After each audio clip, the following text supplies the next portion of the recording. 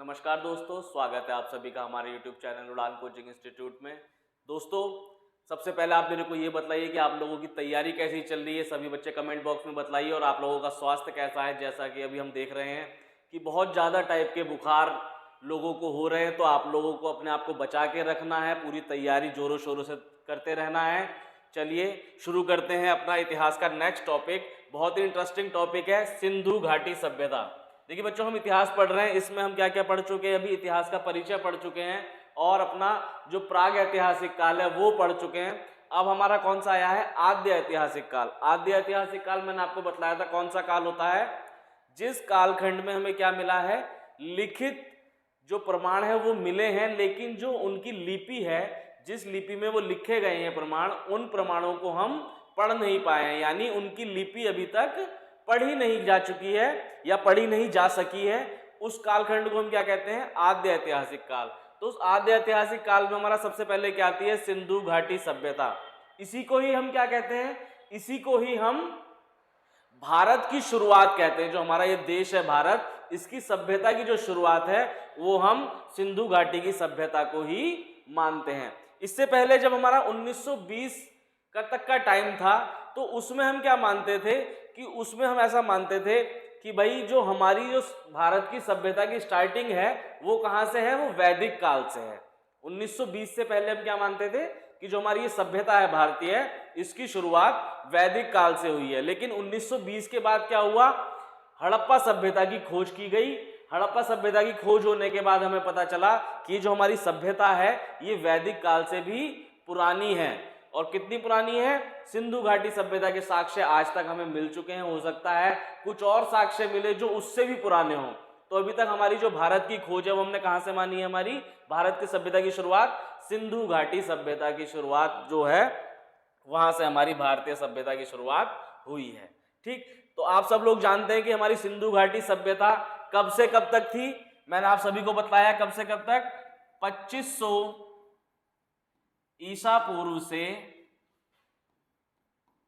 1750 ईसा पूर्व तक जो हमारी मानी गई है वो सिंधु घाटी सभ्यता का ये टाइम माना गया है। हालांकि सिंधु घाटी सभ्यता के साक्ष्य इससे भी पहले के मिलते हैं। और जितना डेवलपमेंट अभी आप पढ़ेंगे सिंधु घाटी सभ्यता के बारे में कि 2500 ईसा पूर्व तक इन लोगों ने जितना डेवलपमेंट कर लिया था, उस हिसाब से अगर देखें उतना डेवलपमेंट करने में क्या होता है, कई हजार साल लग जाते हैं। तो सिंधु घाटी सभ्यता जो पुरानी काफी होगी, लेकिन अभी जो हमें साक्ष्य मिले हैं वो लगभग 3000 ईसा पूर्व तक के साक्ष्य मिले हैं। और 2500 ईसा पूर्व तक क्या हुआ है कि ये अपनी एकदम परिपक्व स्थिति में पहुंच गई थी, यानी बिल्कुल चरम पे थी, सारे डेवलपमेंट हो चुके थे, बहुत अच्छी कंडीशन में थे। तो चलिए इसके बारे में डिटेल में पढ़ते हैं। बहुत ही मजेदार लेक्चर होने वाला है, बहुत ही आपको मजा आएगा फैक्ट सुनकर और जानकर। तो देखिए सबसे पहले ही हम मैप देख लेते हैं। इसमें क्या है, ये जो एरिया है हमारा, ये सिंधु घाटी सभ्यता का एरिया है। सिंधु घाटी सभ्यता बेसिकली कहाँ फैली हुई थी, जो अधिकतर सिंधु घाटी सभ्यता के स्पॉट्स हैं वो कहाँ पर है, पाकिस्तान में है। पाकिस्तान में, उत्तरी भारत में, गुजरात में कुछ स्पॉट्स, राजस्थान में है, जम्मू कश्मीर में, उत्तर प्रदेश में, ठीक है, पंजाब में, हरियाणा में, यहां पर हमारी सिंधु घाटी सभ्यता फैली हुई थी। तो देखिए सबसे पहला जो क्वेश्चन बनता है कि सिंधु घाटी सभ्यता का आकार कैसा है। तो इसका जो हमारा आकार है वो कैसा है, इसका आकार त्रिकोणीय आकार है, त्रिभुजाकार आकार हमारा कैसा है, सिंधु घाटी सभ्यता का त्रिभुजाकार आकार है। उसके बाद हम बात करें कि ये जो हमारे सारे स्पॉट्स हैं, वैसे आप क्या नाम है, जो हमारे सिंधु घाटी सभ्यता है इसके जितने भी स्थल हैं वो कितने हैं, हमारा जो देश आजाद होने से पहले यानी 1947 तक हमने इसके 40 स्थलों की खोज की थी। कितने स्थलों की खोज की थी, 40 स्थलों की खोज की थी। और 2014 की जो हमारी खोज के जो रिजल्ट आए हैं 2014 तक, हमने कितनी स्थल खोज कर लिए, इसके 2800 स्थलों की खोज हो चुकी है। 2800 प्लस ही स्थल हम क्या कर चुके हैं, खोज चुके हैं। हो सकता है आने वाले समय में हम और भी इस समय के या इस समय काल के स्थलों की खोज कर लें। ठीक, तो जो हमारी ये स्थल है ये बहुत सारे हैं। सबसे पहले हम देखते हैं अपने मैप के हिसाब से कि हमारा जो है सबसे उत्तरी, सबसे पूर्वी और सबसे दक्षिणी स्थल कौन सा है? ये क्वेश्चन एग्जाम में कई बार आता है कि सबसे उत्तर में कौन सा स्थल है, सबसे पूर्व में कौन सा स्थल है, सबसे दक्षिण में कौन सा स्थल है और सबसे पश्चिम में कौन सा स्थल है। तो ये हमारी कौन सी दिशा सभी लोग जानते हैं? नॉर्थ दिशा, उत्तर दिशा, ये दक्षिण साउथ, ये पूर्व ईस्ट और ये पश्चिम।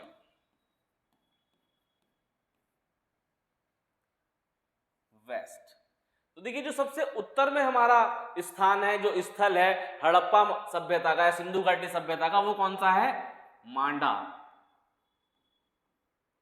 सबसे उत्तर में कौन सा स्थल है? मांडा। बहुत ही इंपॉर्टेंट है ये चारों के चारों स्थल, क्योंकि एग्जाम में कई बारी क्वेश्चन पूछ लेता है। मांडा हमारा किस नदी के किनारे है? चिनाब नदी के किनारे। चिनाब नदी के किनारे हमारा मांडा है। उसके बाद सबसे पूर्व में हमारा कौन सा स्थल है? सबसे पूर्व में है हमारा आलमगीरपुर।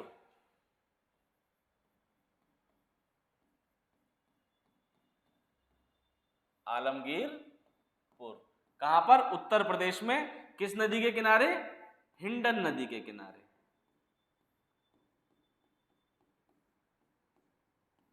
हिंडन नदी के किनारे हमारा आलमगीरपुर है, सबसे पूर्वी स्थान।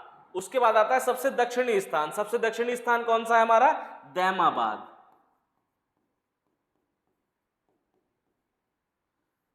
दैमाबाद हमारा सबसे दक्षिणी स्थान है। ये किस नदी के किनारे है? ये प्रावरी नदी के किनारे है, जो कि एक क्या है? गोदावरी नदी की सहायक नदी है। उसके बाद आते हैं हम, हमारा जो सबसे पश्चिमी स्थल है, सबसे पश्चिमी स्थल कौन सा है हमारा?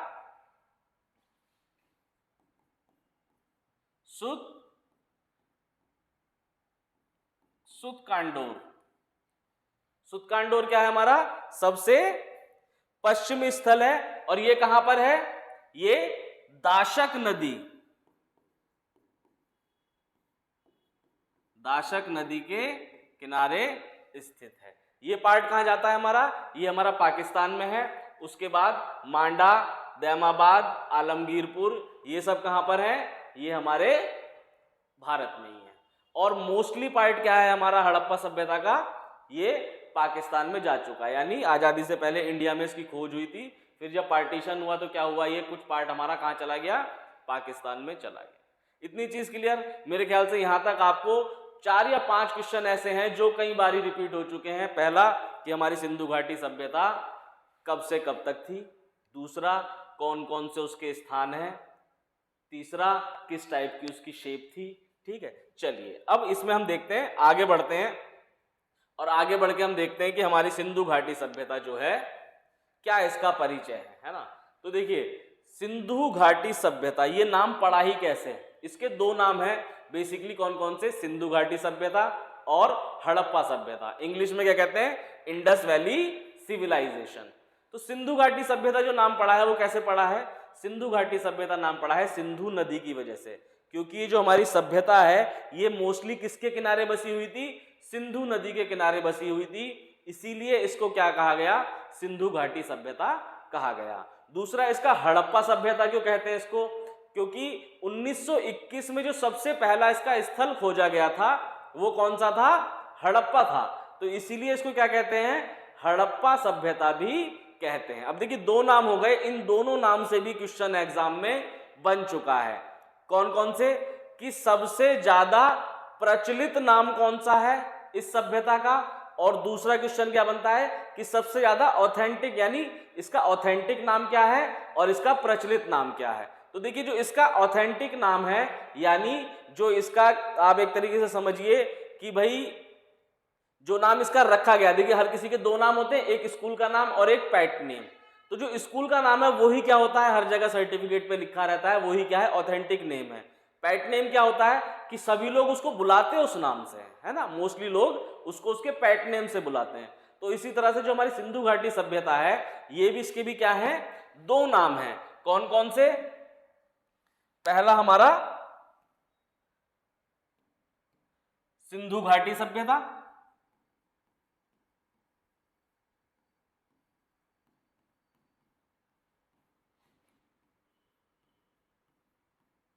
और दूसरा हड़प्पा सभ्यता।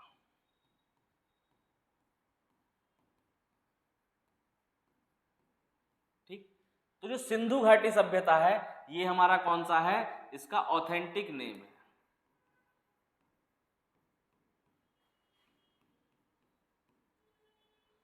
ठीक, हड़प्पा सभ्यता क्या है, ये इसका प्रचलित नाम है।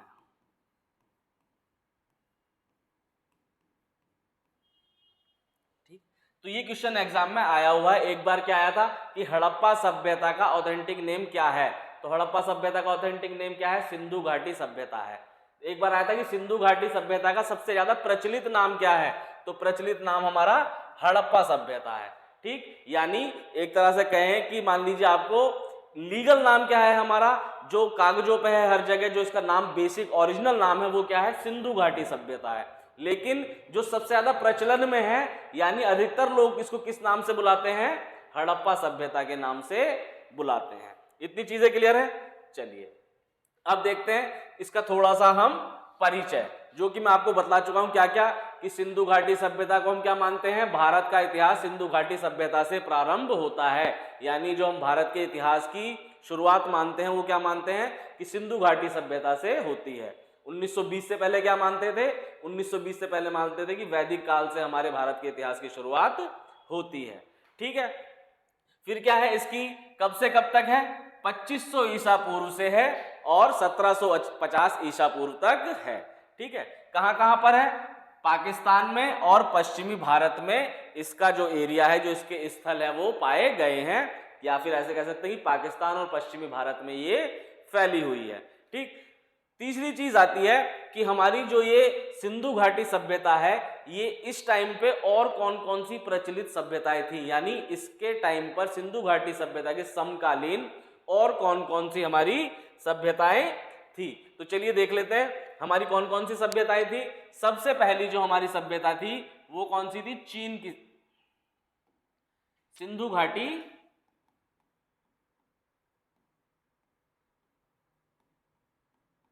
सभ्यता के समकालीन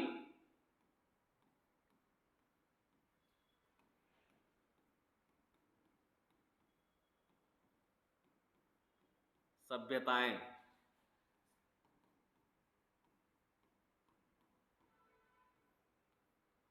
ठीक, तो सिंधु घाटी सभ्यता के समकालीन कौन कौन सी सभ्यताएं थी, पहली है चीन की सभ्यता,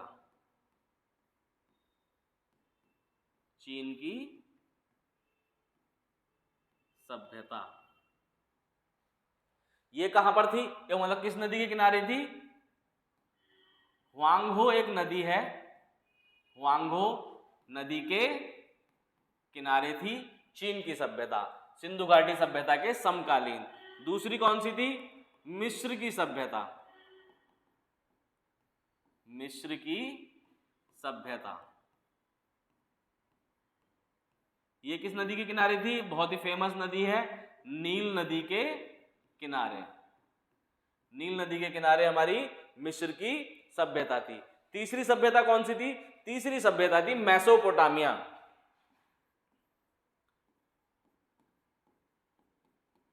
मेसोपोटामिया की सभ्यता। इसी को ही सुमेरियन सभ्यता भी कहते हैं,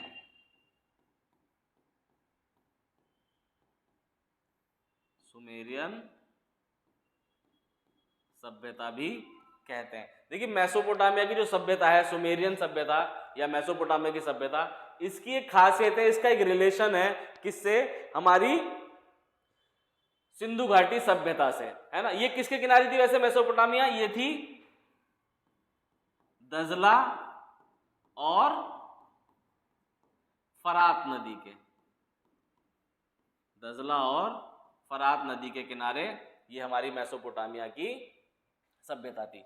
देखिए मेसोपोटामिया की सभ्यता के और सिंधु घाटी सभ्यता में क्या रिलेशन है, कई लोग ऐसा मानते हैं या कई इतिहासकार ऐसा कहते हैं कि हमारी सिंधु घाटी की जो सभ्यता है ये मेसोपोटामिया की सभ्यता से काफी मिलती जुलती है। इसलिए क्या कहते हैं कि सिंधु मेसोपोटामिया की बेटी कहते हैं इसको क्या कहते हैं, मेसोपोटामिया की बेटी कहते हैं सिंधु घाटी सभ्यता को। हालांकि ये चीज एकदम ऐसे नहीं कह सकते कि आप ऑथेंटिक, कुछ लोग मानते हैं कि मिलती जुलती थी, कुछ लोग नहीं मानते। दूसरा क्या रिलेशन है इसमें कि ये जो दो सभ्यताएं हैं इनसे हमारा व्यापार बहुत होता था। मिस्र की सभ्यता से और मेसोपोटामिया की सभ्यता से क्या होता था, हमारा सिंधु घाटी सभ्यता के समय में इन दोनों से व्यापार के हमारे रिश्ते थे। यानी व्यापार क्या, एक्सपोर्ट इंपोर्ट, आदान प्रदान, आयात निर्यात यहां से किया जाता था। कुछ चीजें वहां से मंगाई जाती थी, कुछ चीजें वहां भेजी जाती थी। आगे पढ़ेंगे, क्योंकि सिंधु घाटी सभ्यता का हमारा जो मेन वो है, क्या नाम है, आप कहें एक तरीके से कमाई का जरिया, वो क्या है, व्यापार ही है ना। तो सिंधु घाटी सभ्यता हमारी व्यापार बहुत करती थी, इन दोनों सभ्यताओं से इसका व्यापार चलता था। तो आपको क्लियर हो गई इतनी चीज कि सिंधु घाटी सभ्यता के समकालीन कौन कौन सी सभ्यताएं थी। चीन की सभ्यता थी, मिस्र की सभ्यता थी और मेसोपोटामिया की सभ्यता थी। इसके अलावा ऐसा भी माना जाता है कि भाई उस टाइम पे जो हमारा भारत है, यहाँ पर भी कोई ना कोई सभ्यता होगी, तो भारत की सभ्यता भी इसके समकालीन मानी जाती है ना। तो ये तीन हमारी क्या हो गई, सिंधु घाटी सभ्यता के समकालीन सभ्यताएं हो गई। चलिए अब देखते हैं कि इसकी हमारी खोज हुई कब। तो इसकी जो खोज की गई, सबसे पहले कौन सा स्थान खोजा गया, हड़प्पा इसका सबसे पहले खोजा गया। और किसने खोजा, दयाराम साहनी ने। देखिए इसके जो अलग अलग स्थल हैं वो अलग अलग लोगों ने खोजे हैं, है ना, अलग अलग टाइम पे खोजे हैं। तो हम बात करें कि सबसे पहले हड़प्पा सभ्यता का पता या हड़प्पा सभ्यता के बारे में किसने बतलाया, तो सबसे पहले जो बतलाया है वो बतलाया है 1826 में। 1826 में एक पर्यटक आया हमारे यहां, कौन, चार्ल्स मेसन। चार्ल्स मेसन 1826 में एक पर्यटक आया, चार्ल्स मेसन। उसने सर्वप्रथम क्या किया, हड़प्पा का जो ये टीला है इसके बारे में उसने सबसे पहले बतलाया। यानी सबसे पहले अगर हम कहें कि इसकी जानकारी कहां मिलती है, तो सबसे पहले इसकी जानकारी एक 1826 में एक पर्यटक जो चार्ल्स मेसन जिसका नाम था, उसने इसके बारे में हमको बतलाया। लेकिन किसी पर्यटक की लिखी हुई बात को क्या हम एक ऑथेंटिक जानकारी मान सकते हैं, नहीं मान सकते। दूसरा, जब तक गवर्नमेंट किसी चीज को डिक्लेयर नहीं करेगी तब तक क्या नहीं हो सकता, हम उसको एकदम से सही नहीं मानेंगे।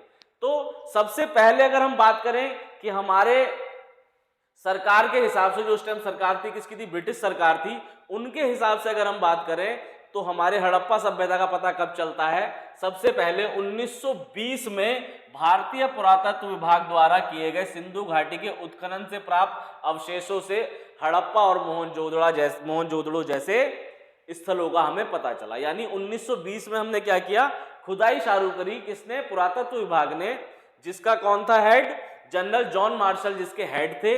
उनके अंडर में दयाराम साहनी ने और भी बहुत सारे लोगों ने क्या किया, खुदाई का काम शुरू करवाया। कहां पर, जहां पर हो सकता था कि यहां पर कुछ सभ्यता के अवशेष हमें मिले, है ना। तो 1921 में सबसे पहले क्या हुआ, हड़प्पा की हमारे खोजी जो हमारा स्थल है, सबसे मेन स्थल हमारे दो ही है इसमें, कौन सा, हड़प्पा और मोहनजोदड़ो। तो हड़प्पा की खोज 1921 में हुई। किसने करी, दयाराम साहनी ने करी। अभी हम उसके आगे बारे में बहुत डिटेल में पढ़ेंगे, ठीक है।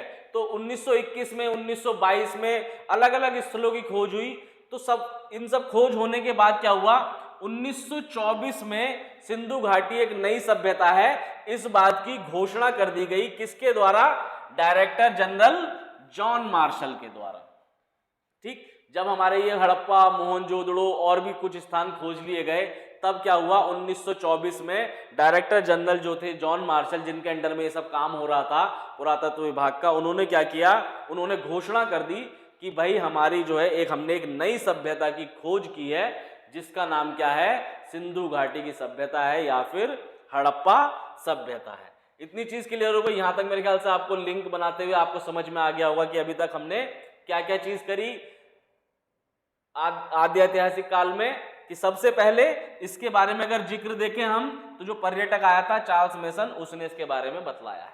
लेकिन ऑथेंटिक जानकारी हमें कहां से मिलती है, 1920 में खुदाई का कार्य चालू करा किसने, पुरातत्व विभाग ने, जिसमें 1921 में हमको क्या मिला, हड़प्पा का स्थल मिला, फिर मोहनजोदड़ो का स्थल मिला और फिर कई और स्थल मिले। तो उन सब स्थलों को देखते हुए 1924 में किसने?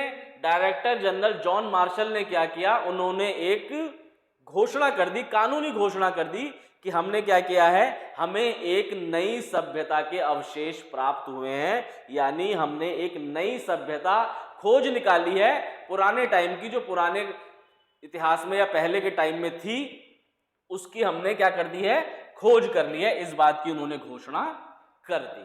ठीक, चलिए इसके बाद देखते हैं। इसके बाद देखिए हमारा जो इसमें क्या है, अब हम पहले एक चीज मैं आपको बता देता हूं कि क्वेश्चन जो हमारा इतिहास का यहां से बनता है वो क्या बनता है। पहला चीज तो जहां से बनते हैं क्वेश्चन, कहां से, कि भाई इसके प्रमुख स्थल जो हैं, प्रमुख स्थल कौन कौन से हैं। ठीक, दूसरा, इसके प्रमुख स्थलों की खोज किसने करी है, इसके प्रमुख स्थलों की खोज किसने करी है। तीसरा, ये है कहां पर, यानी किस नदी के किनारे है और किस जिले में है, किस प्रदेश में है, किस देश में है। ठीक, यानी इनकी जो स्थिति है, अवस्थिति है, उसके बारे में। चौथा क्या क्वेश्चन बनता है कि इन जगहों में जब खोज करी गई तो कुछ ना कुछ मिला होगा, कोई ना कोई चीज मिली होगी, कुछ लिखी हुई चीज मिली होगी, कुछ अवशेष मिले होंगे, तो क्या क्या अवशेष हमको किस किस स्थान से प्राप्त हुए हैं। चौथा क्वेश्चन हमारा यहां से बनता है। उसके बाद क्या बनते हैं, उसके बाद जो उसकी कुछ जनरल जानकारियां हैं कि भाई उस टाइम पे व्यापार की क्या स्थिति थी, कृषि की क्या स्थिति थी, लोगों का रहन सहन कैसा था, आध्यात्मिक क्या स्थिति थी। ठीक, इन सब के बारे में यहां से क्वेश्चन बनते हैं। तो हम स्टेप वाइज चलते हैं। सबसे पहले मैं आपको बतलाता हूं जो इसके प्रमुख स्थल हैं वो कौन कौन से थे, खोजकर्ता कौन कौन है, उनके अवस्थिति क्या है, और वहां से महत्वपूर्ण खोज क्या क्या करी गई हैं। ये आप वन बाय वन देखते हुए चलिए, बहुत इंपॉर्टेंट है। मोस्टली क्वेश्चन आपको ये जो मैं चार्ट बना के लाया हूं, इसमें 8-10 मैं इंपॉर्टेंट स्थल लाया हूं, यहीं से आप देखेंगे कि आपका क्वेश्चन, मोस्टली क्वेश्चन यहीं से आएंगे। तो देखिए सबसे पहला जो हमारे स्थल की खोज हुई वो कौन सा था, हड़प्पा। मैंने आपको बताया सबसे पहले 1921 में दयाराम साहनी जी ने क्या करा, हड़प्पा स्थल की खोज की। ये स्थल है कहां पर, पाकिस्तान के पंजाब प्रांत में मोंटगोमरी जिले में रावी नदी के तट पर स्थित है ना। तो हड़प्पा ही हमारा क्या हो गया, ये कहां पर है, रावी नदी के तट पर स्थित है। किसने खोज की है, दयाराम साहनी ने। कहां पर है, पाकिस्तान के पंजाब प्रांत में है। ठीक, यहां से महत्वपूर्ण खोज क्या क्या हुई है, देखिए यहां से हमें क्या क्या मिला है, मनुष्य के शरीर की बलुआ पत्थर की बनी मूर्तियां, क्या मिला है, मनुष्य के शरीर के आकार की बलुआ पत्थर की बनी हुई मूर्तियां मिली हैं। और क्या मिला है, विशाल अन्नागार मिले हैं। अन्नागार मतलब जहां पर मनुष्य क्या करता था, कृषि करता था, और कृषि करने के बाद जो वहां से उसको अन्न प्राप्त होता था, जो भी उसको फसल प्राप्त होती थी, वो उसको स्टोर करके रखता था। तो हड़प्पा सभ्यता में क्या है, बहुत विशाल अन्नागार मिले हैं, यानी वो लोग बहुत बड़ी क्वांटिटी में क्या करते थे, अन्न का भंडारण करते थे। जिसके सबूत कहां से मिले हमको, हड़प्पा से मिले, विशाल अन्नागार के रूप में। और क्या मिला है, वहां से हमको एक बैलगाड़ी भी मिली है। इससे क्या पता चलता है कि हमारे जो ये हड़प्पा कालीन सभ्यता थी, इसमें ये लोग ट्रैवल करने के लिए क्या यूज करते थे, बैलगाड़ी यूज करते थे। अब किस टाइप की बैलगाड़ी यूज करते थे वो हम आगे जब डिटेल बताऊंगा मैं इसकी, अभी आपको इसी लेक्चर में, उसमें मैं आपको बतलाऊंगा कैसी कैसी चीजें ये यूज करते थे, क्या क्या करते थे। फिलहाल हम स्थल और खोजकर्ता की बात कर लेते हैं। दूसरा क्या हमारा है इंपॉर्टेंट स्थल, बहुत इंपॉर्टेंट, कौन सा है, मोहनजोदाड़ो। इसको हम क्या कहते हैं, इसको मृतकों का टीला भी कहा जाता है। यानी मोहनजोदाड़ो का जो अर्थ है वो क्या है, मृतकों का टीला। ठीक, इसकी खोज किसने की थी, राखल दास बनर्जी ने 1922 में इसकी खोज की थी। ये भी कहां पर है, ये भी पाकिस्तान के पंजाब प्रांत में है, लरकाना जिले में सिंधु नदी के तट पर। हड़प्पा हमारा कहां पर था, रावी नदी के तट पर, पाकिस्तान में पंजाब प्रांत में। मोहनजोदड़ो हमारा कहां पर है, ये भी पाकिस्तान के पंजाब प्रांत में है, लेकिन कहां पर है, सिंधु नदी के तट पर स्थित है। यहां से बहुत सारी हमको क्या मिली है, महत्वपूर्ण खोज हुई है, महत्वपूर्ण चीजें, महत्वपूर्ण अवशेष मिले हैं मोहनजोदाड़ो से। कौन कौन से, सबसे पहला मिला है हमको विशाल स्नानागार। दूसरा क्या मिला, यहां से भी अन्नागार मिले हैं। अन्नागार का जो हमें मिले थे वो हड़प्पा से भी मिले हैं और मोहनजोदाड़ो से भी मिले हैं। फिर क्या मिला है, कांस्य की नर्तकी की मूर्ति मिली है, कांसे की एक बनी हुई मूर्ति है जिसमें एक महिला है नर्तकी के रूप में, उसकी मूर्ति मिली है। पशुपति महादेव की मोहर मिली है, दाढ़ी वाले मनुष्य की पत्थर की मूर्ति मिली हुई है और बुने हुए कपड़ों के अवशेष भी यहां से मिले हैं। चलिए इस चीजें मैं आपको दिखाता हूं थोड़ी सी चित्र के जरिए से, जिससे आपको थोड़ा सा और समझ में आ जाए। देखिए ये है हमारा मोहनजोदाड़ो में मिला हुआ स्नानागार। मोहनजोदाड़ो में जो स्नानागार हमको मिला है ये उसका फोटो है। अब इस स्नानागार से किस टाइप के क्वेश्चन बनते हैं कि इसमें जो है नहाने के लिए जो स्नानागार में सीढ़ियां बनी हुई हैं वो किस डायरेक्शन से बनी हुई है। पहला क्या बनेगा कि हमारा जो स्नानागार है वो कहां पर मिला, तो वो कहां मिला, मोहनजोदाड़ो में। दूसरा क्वेश्चन क्या बनता है कि किस डायरेक्शन से इसमें सीढ़ियां हैं, तो इसमें उत्तर और दक्षिण दोनों डायरेक्शन से क्या है, सीढ़ियां हैं। ठीक है, चलिए कहां पर पाया गया है, मोहनजोदाड़ो में। इसका आकार कैसा है, आयताकार इसका आकार है। ठीक है, और क्या चीज मिली, एक दाढ़ी वाले बाबा की मूर्ति मिली है, एक नर्तकी की मूर्ति मिली है, पशुपति महादेव की चित्र मिला है जिसमें क्या है, कई सारे जानवर हैं, है ना। कौन कौन सा, हाथी है, गैंडा है, बैल है, बाघ है, हिरन है। ठीक, ये मैं भी आके आपको पूरी डिटेल में बताऊंगा किस किस चीज से, फिलहाल ही आप देख लीजिए। और क्या मिला है, कई जगहों पर ये बैल के मिले हैं, एक सींग वाले जो हमारे ये हैं गैंडे, इनके चित्र बहुत ज्यादा मिले हैं। ठीक, ये क्या है, ये भी इसके बारे में थोड़ा सा बता देता हूं। ये है लोथल। लोथल एकमात्र ऐसी जगह है जहां पर क्या था, बंदरगाह था, यानी यहीं से हमारा क्या होता था, व्यापार बाहर के देशों से होता था। यहाँ पर बंदरगाह, जो मानव निर्मित बंदरगाह लोथल में पाया गया है। लोथल के बारे में पढ़ेंगे, बहुत ही हमारा क्या है, इंपॉर्टेंट स्थल है ये भी। चलिए ठीक है, अब फिर नेक्स्ट हमारा स्थल कौन सा है, सूतकांगेडोर। सूतकांगेडोर हमारा कौन सा है, सबसे वेस्ट में जो स्थल है वो कौन सा है, सूतकांगेडोर है। इसकी खोज किसने की है, इसकी खोज की है स्टीन ने 1929 में। ये कहां पर है, ये भी पाकिस्तान के दक्षिण पश्चिम राज्य बलूचिस्तान में है। किस नदी के किनारे, दाश्त नदी के किनारे है। यहां से क्या मिला है, यहां से हमें हड़प्पा और बेबीलोन के बीच में व्यापार के केंद्र बिंदु मिले हैं। ठीक, बेबीलोन कहां पर था, बेबीलोन हमारा मेसोपोटामिया की जो सभ्यता थी उसमें एक स्थल था बेबीलोन। यहां से क्या होता था, व्यापार होता था मेसोपोटामिया के साथ। कहां से, सूतकांगेडोर से। चलिए नेक्स्ट हमारा क्या है इंपॉर्टेंट बहुत ही, चुनूदड़ो। चुनूदड़ो किसने खोज की, एमजी मजूमदार ने। कब, 1931 में। 1931 में चुनूदड़ो की खोज की गई। कहां पर, सिंध नदी के तट पर, सिंध प्रांत में। सिंध नदी के तट पर क्या हुआ, एनजी मजूमदार ने चुनूदड़ो की खोज की। इसमें क्या क्या हमें महत्वपूर्ण चीजें मिली हैं, मनके बनाने की दुकानें या फिर कारखाने भी आता है। मनके बनाने के दुकानें या कारखाने मिले हैं। बिल्ली का पीछा करते हुए कुत्ते के पद चिन्ह मिले हैं। दोनों ही बहुत इंपॉर्टेंट है। ये खोज अधिकतर एग्जाम में पूछी जाती है कि मनके बनाने के कारखाने कहां से मिले हैं, चुनूदड़ो से मिले हैं। बिल्ली का पीछा करते हुए कुत्ते के पद चिन्ह कहां से मिले हैं, चुनूदड़ो से मिले हैं। किसने इसकी खोज की है, एनजी मजूमदार ने। कब की है, 1931 में। कहां पर की है, सिंध प्रांत में, सिंधु नदी के तट पर। ठीक, उसके बाद दूसरा क्या है हमारा, आमरी। आमरी कहां पर है, सिंधु नदी के तट पर है ये भी। और किसने इसकी खोज की, एनजी मजूमदार ने। कब की, 1935 में। यहां से क्या मिला है, यहां से हिरन के साक्ष्य मिले हैं। ठीक, अगला जो इंपॉर्टेंट है हमारा वो कौन सा है, कालीबंगन। कालीबंगन का मतलब वैसे भी होता है क्या, काली चूड़ियां। कालीबंगन का अर्थ ही क्या है, काली चूड़ियां हैं। ठीक, तो यहां से देखिए किसने इसकी खोज की, घोष ने इसकी खोज की है। कब की है, 1953 में। ठीक, राजस्थान में घग्गर नदी के किनारे ये स्थान है। कहां पर है, राजस्थान में है, घग्गर नदी के किनारे। यहां से क्या क्या मिला है, यहां से भी बहुत ही इंपॉर्टेंट जो चीजें हैं यानी महत्वपूर्ण खोज हुई हैं। कैसी, यहां से अग्नि वेदिकाएं मिली हैं, ऊंट की हड्डियां मिली हैं और लकड़ी का हल मिला है। क्या क्या चीज मिली है? अग्नि वेदिकाएं, ऊंट की हड्डियां और लकड़ी का हल यहां से मिला है कालीबंगन से। उसके बाद हमारा क्या आता है? लोथल।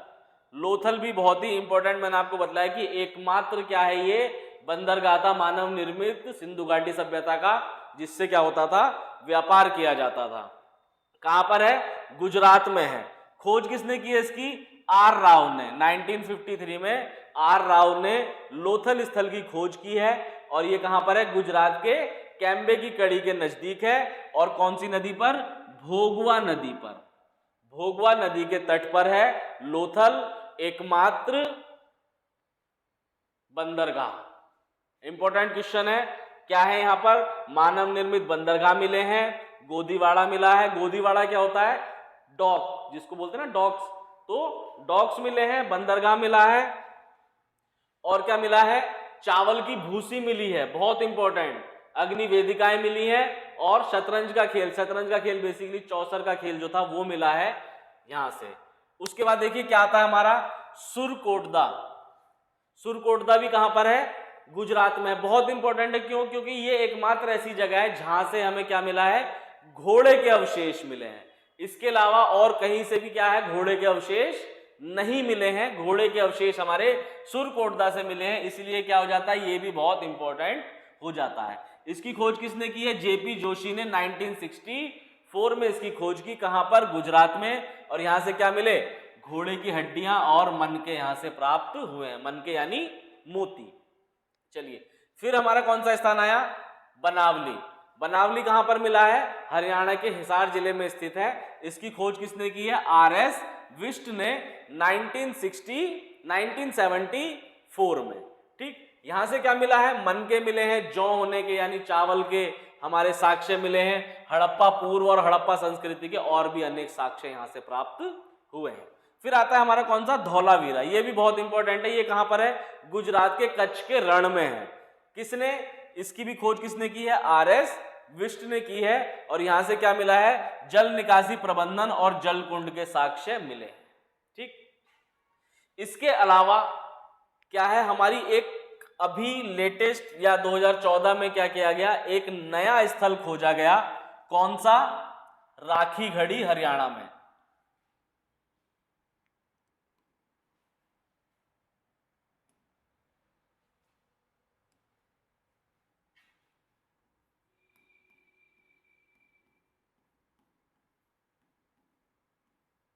राखीगढ़ी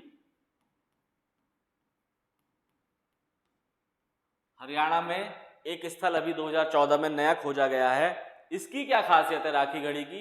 कि अब तक जितने भी स्थल हमारे सिंधु घाटी सभ्यता के खोजे गए हैं, उनमें उन सब में राखीगढ़ी सबसे बड़ा स्थल है। यानी ये क्या है? ये है हमारा सिंधु घाटी सभ्यता का सबसे बड़ा स्थल। सबसे बड़ा स्थल। बड़ा से क्या मतलब है यहां पर? कि इसका एरिया जो है वो बाकी सभी स्थलों के एरिया से ज्यादा है। राखीगढ़ी सबसे बड़ा स्थल है। और क्यों इंपॉर्टेंट है? कि यहां पर सिंधु घाटी सभ्यता का म्यूजियम बनाया जा रहा है।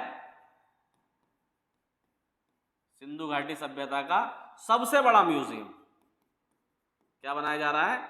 सबसे बड़ा म्यूजियम भी यहीं पर बनाया जा रहा है। किसका? हमारा सिंधु घाटी सभ्यता का। इसीलिए ये क्या हो जाता है? ये इंपॉर्टेंट हो जाता है बहुत।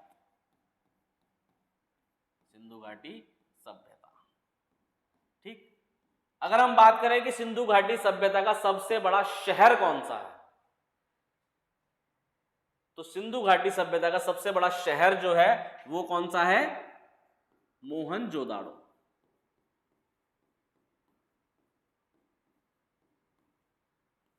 मोहनजोदाड़ो जो है ये सबसे बड़ा शहर है। सबसे बड़ा स्थल कौन सा है? राखीगढ़ी है। इससे पहले सबसे बड़ा स्थल कौन सा था? धौलावीरा। ठीक, इससे पहले सबसे बड़ा स्थल कौन सा था जब तक इसकी खोज नहीं हुई थी? तो धौलावीरा हमारा सबसे बड़ा स्थल था। इसकी खोज हो जाने के बाद क्या हुआ? धौलावीरा दूसरे नंबर का सबसे बड़ा स्थल हो गया, और पहले नंबर का हमारा क्या हो गया? राखीगढ़ी हो गया। अगर हम बात करें कि सबसे बड़ा जो शहर है वो कौन सा था? सबसे बड़ा शहर वो था हमारा मोहनजोदाड़ो। अब देखिए शहर में और स्थल में क्या अंतर है, कुछ बच्चे जानते होंगे, कुछ की समझ में शायद नहीं आ रहा हो, तो उनको मैं थोड़ा सा क्लियर कर देता हूं। तो हम बात करते हैं शहर में और जिले में क्या फर्क होता है ना। तो अगर बात करें हम अपने गाजियाबाद शहर की, तो गाजियाबाद जो शहर है वो सिर्फ आप देखेंगे जो शहर का एरिया है वहीं तक सीमित है। लेकिन अगर गाजियाबाद जिले की बात करें तो गाजियाबाद के आसपास के जो गांव लगते हैं, जो मोदी नगर लगता है, और भी जो आसपास के डासना वासना ये सब गांव हैं, ये सब क्या है, गाजियाबाद जिले के अंदर आते हैं। तो अगर आप देखेंगे जिले का एरिया, तो जिले का एरिया बहुत बड़ा हो जाएगा, उसमें मोदी नगर भी आ जाएगा, इधर डासना भी आ जाएगा, और भी बहुत सारे इलाके आ जाएंगे।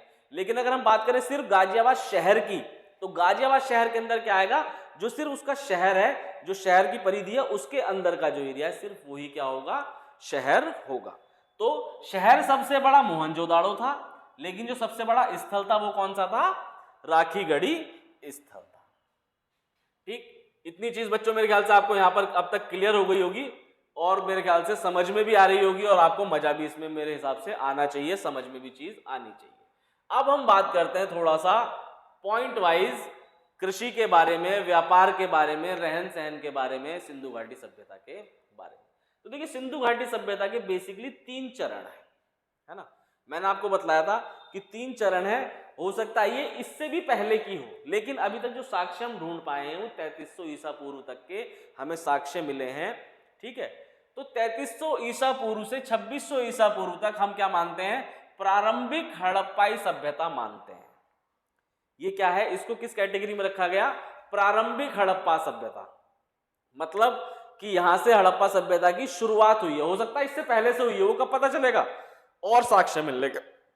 लेकिन अभी क्या है, प्रारंभिक हड़प्पा सभ्यता हमारी कब से कब तक, 3300 ईसा पूर्व से 2600 ईसा पूर्व तक हमने मानी है।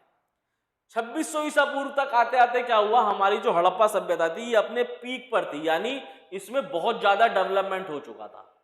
देखिए डेवलपमेंट से मैं आपको एक चीज बतलाता हूं, मैंने आपको हड़प्पा सभ्यता के जो सिंधु घाटी सभ्यता है इसके समकालीन सभ्यताएं बतलाई, कौन सी, चीन की, मिस्र की, मेसोपोटामिया की। ये सारी की सारी सभ्यताएं अगर हम देखें तो इन सब में जो सबसे ज्यादा डेवलप्ड सभ्यता थी वो कौन सी थी, सिंधु घाटी की सभ्यता थी। क्यों, क्योंकि ये एक नगरीय व्यवस्था थी, इसमें शहर थे। बाकी सभी सभ्यताओं में क्या है, गांव है, जनजाति है, ये सब है, किसी में भी नगर नहीं है। ये एक इसमें क्या है, इसमें नगरीय व्यवस्था है, इसीलिए इस सभ्यता को हम क्या मानते हैं कि ये सबसे ज्यादा डेवलप सभ्यता थी। तो ये डेवलप, इसका जो टॉप पीक माना जाता है वो कब से कब तक माना जाता है, 2600 ईसा पूर्व से 1900 ईसा पूर्व तक ये क्या थी, अपने चरम पे थी। उसके बाद क्या हुआ, 1900 ईसा पूर्व से ये डाउन होनी चालू हुई, और लगभग ऐसा माना जाता है कि 1300 ईसा पूर्व आते आते इसका अंत हो गया। ठीक, तो इसको इसीलिए हमने इन 3 पार्ट्स में डिवाइड किया, प्रारंभिक, फिर परिपक्व। परिपक्व का मतलब आप जानते हैं जो अपने हर पूरे तरीके से पक चुकी थी, यानी तैयार हो चुकी, जितना डेवलप होना था वो हो चुकी थी। उसके बाद 1900 के बाद क्या हुआ, इसका पतन स्टार्ट हो गया। पतन के बारे में भी बात करेंगे, कई सारी इसके बारे में धारणाएं। ठीक है, तो चलिए मैं थोड़े से आपको इसके पॉइंट्स 1 बाय 1 बतलाता हूं। जैसा कि आपने देखा होगा अभी जो पैट का एग्जाम हुआ, तो पैट के एग्जाम में आपने एक चीज नोटिस करी होगी कि क्वेश्चन बनाने का जो उनका तरीका अब हमारे यूपी में हो गया है, उसका कोई बेस नहीं बचा। आप ये नहीं कह सकते कि सर ये जो हमारा एग्जाम हो रहा है ये तो 12th बेस है। आपने देखा होगा यूपी SSS ने भी यूपीएससी वाला पेपर ले लिया है ना। तो हमको हर एक बारीक पॉइंट पे गौर करते हुए चलना है, इसीलिए मैं आपके लिए सारे पॉइंट लिख के लाया हूं। कई बार ऐसा होता है कि भाई मैं बताते बताते कुछ चीजें हो सकता है मैं भी भूल जाऊं, या कुछ चीजें मुझे भी ना पता हो, इसीलिए हम 1 बाय 1 पॉइंट पढ़ते हुए चलेंगे। आप लोग भी नोट करते हुए और समझते हुए चलिएगा, क्योंकि कोई भी बारीक से बारीक चीज, अंदर से अंदर की चीज एग्जाम में पूछी जा सकती है।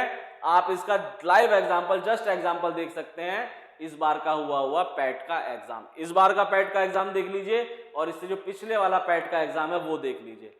इन दोनों के डिफरेंस आपको पता चल जाएगा कि पिछले वाले यूपी पुलिस के एग्जाम में और इस बार होने वाले यूपी पुलिस के या टेट के एग्जाम में कितना डिफरेंस आने वाला है। तो इसीलिए हम 1 बाय 1 हर एक डिटेल को अच्छे से पढ़ेंगे भी, और मजे में बातें करते हुए आपको बतलाऊंगा, तो आप देखेंगे आपको मजा भी बहुत आएगा। तो जो हमारी प्रारंभिक हड़प्पाई चरण है, इसको हम क्या बोलते हैं, हाकरा चरण भी बोलते हैं। क्यों, क्योंकि ये घग्गर और हाकरा नदी घाटी में चिन्हित किया गया है। जो हमारी घग्गर और हाकरा नदी है, इनकी जो घाटी बनती है वहां पर हमने प्रारंभिक हड़प्पाई सभ्यता का चरण देखा है, इसीलिए इसको क्या बोलते हैं, हाकरा चरण भी बोलते हैं। हड़प्पाई लिपि का प्रथम उदाहरण कब मिला हमको, 3000 ईसा पूर्व हमको हड़प्पाई लिपि का प्रथम उदाहरण मिला।